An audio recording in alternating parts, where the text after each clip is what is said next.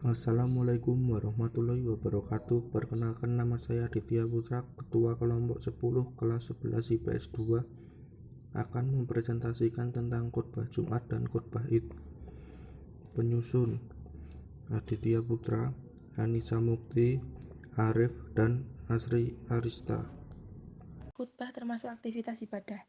Oleh karena itu, khutbah tidak bisa ditinggalkan karena akan membatalkan rangkaian aktivitas ibadah. Contoh, apabila sholat Jumat tidak ada khutbahnya, sholat Jumat tidak sah. Apabila wukuf di Arafah tidak ada khutbahnya, wukufnya tidak sah. Sesungguhnya khutbah merupakan kesempatan yang sangat besar untuk berdakwah dan membimbing manusia menuju keridhaan Allah. Hal ini jika khutbah dimanfaatkan dengan sebaik-baiknya, dengan menyampaikan materi yang dibutuhkan oleh hadirin menyangkut masalah kehidupannya dengan ringkas, tidak panjang lebar, dan dengan cara yang menarik serta tidak membosankan. Khutbah memiliki kedudukan yang agung dalam syariat Islam sehingga sepantasnya seorang khatib melaksanakan tugasnya dengan sebaik-baiknya.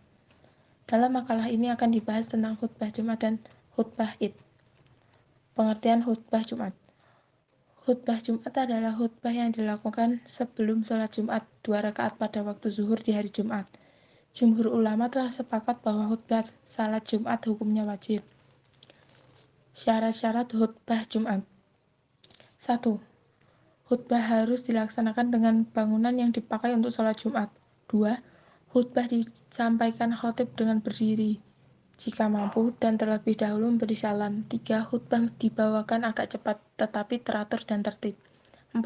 Khutbah pertama bersambung dengan khutbah kedua. 5. Khutbah kedua bersambung dengan sholat Jumat. 6.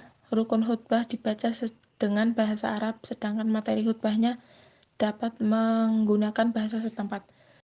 7. Khutbah yang disampaikan dengan suara yang lantang dan tegas. 8. Khutbah itu didengarkan atau dihadiri minimal 40 orang yang wajib atasnya sholat Jumat. 9.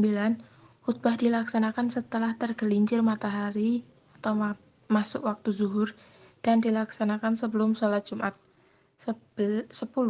Khatib harus laki-laki. 11. Khatib harus suci dari hadas maupun najis. Rukun khutbah Jumat. Rukun khutbah Jumat adalah sebagai berikut. 1. Membaca hamdalah. 2. Membaca selawat atas Nabi Muhammad SAW. 3. Membaca syahadatin, yaitu syahadat tauhid dan syahadat rasul. 4. Berwasiat dan memberi nasihat tentang ketakwaan dan menyampaikan ajaran agama Islam tentang syariat. 5. Membaca sebagai ayat Al-Quran pada salah satu dari khutbah sebagai baliknya di khutbah pertama. 6. Mendoakan umat Islam pada salah satu dari dua khutbah sebaliknya di khutbah kedua. Pengertian khutbah Id adalah khutbah yang dilakukan sesudah sholat Id berjamaah. Hukum khutbah Id adalah sunnah. Dalil khutbah Id: Idul Fitri dan Idul Adha merupakan waktu yang istimewa karenanya Rasulullah memerintahkan seluruh umat Islam untuk keluar rumah merayakan hari tersebut. Hal ini tertuang pada hadis Rasulullah yang berbunyi, telah menceritakan kepada kami Muhammad bin Ali Mutsana berkata, telah menceritakan kepada kami Ibnu Abu Adi dari Ibnu Aun dari Muhammad berkata, Ummu Atiyah berkata, kami diperintahkan untuk keluar, maka kami keluarkan pula para wanita yang sedang haid, gadis remaja dan wanita-wanita yang dipingit dalam rumah. Ibnu Aun menyebutkan atas atau gadis-gadis remaja yang dipingit. Adapun wanita haid, maka mereka dapat menyaksikan menghadiri jamaah kaum muslimin dan mendoakan mereka, dan hendaklah mereka menjauhi tempat sholat mereka. Hadis riwayat Bukhari 928. Pada hadis tersebut dijelaskan bahwa seluruh umat Islam diminta untuk menghadiri perayaan, juga termasuk pada perempuan haid, meski harus berada pada tempat terpisah dari tempat salat. Mereka berhak mendengarkan khutbah Idul Fitri, melantunkan takbir, doa atau zikir dan lainnya. C. Rukun khutbah Id. 1. Memuji Allah di kedua khutbah dengan mengucapkan Alhamdu, Ahmadu, Nahmadu. 2. Membaca sholawat Nabi Muhammad di kedua khutbah. Contoh sholawat, Assalatu ala Nabi, ana musyalin ala Muhammad, ana usyali ala Rasulillah. 3. Berwasiat ketakwaan di kedua khutbah. Prinsipnya adalah setiap pesan kebaikan yang mengajak ketaatan atau menjauhi kemaksiatan. 4. Membaca ayat suci Al-Quran di salah satu dua khutbah. Membaca ayat suci Al-Quran dalam khutbah standarnya adalah ayat Al-Quran yang dapat memberikan pemahaman makna yang dimaksud secara sempurna, baik berkaitan dengan janji-janji, ancaman, mauizah, cerita, dan lain sebagainya. 5. Berdoa untuk kaum mukmin di khutbah terakhir. Mendoakan khutbah adalah salah satu cara untuk menyebarkan kebaikan. Amalan ini wajib dilakukan bagi seseorang yang mampu. Sebagaimana firman Allah Subhanahu wa taala dalam Al-Qur'an surat Ali Imran ayat 110. D. Sunnah khutbah Id.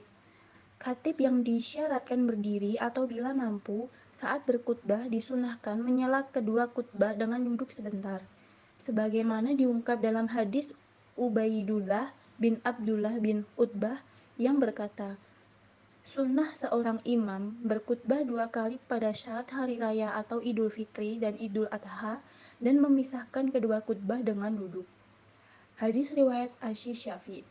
Pada khutbah pertama, khatib disunahkan memulainya dengan membaca takbir hingga 9 kali, sedangkan pada khutbah kedua membukanya dengan takbir 7 kali. Saat khutbah berlangsung, jamaah diperintahkan untuk tenang mendengarkan secara seksama agar memperoleh proses kesempurnaan salat Id. Penutup. Khutbah secara harfiah berarti ceramah atau pidato. Dalam fikih, khutbah diartikan dengan pidato dari seorang khatib yang diucapkan di depan jamaah. Apabila khutbah sedang dikhotbahkan, para jamaah harus mendengarkan dan menyimak dengan khidmat. Macam-macam khutbah. 1. Khutbah Jumat. 2. Khutbah Idul Fitri dan Idul Adha. 3. Khutbah Istisqa. 4. Khutbah Gerhana. Dan terakhir khutbah nikah.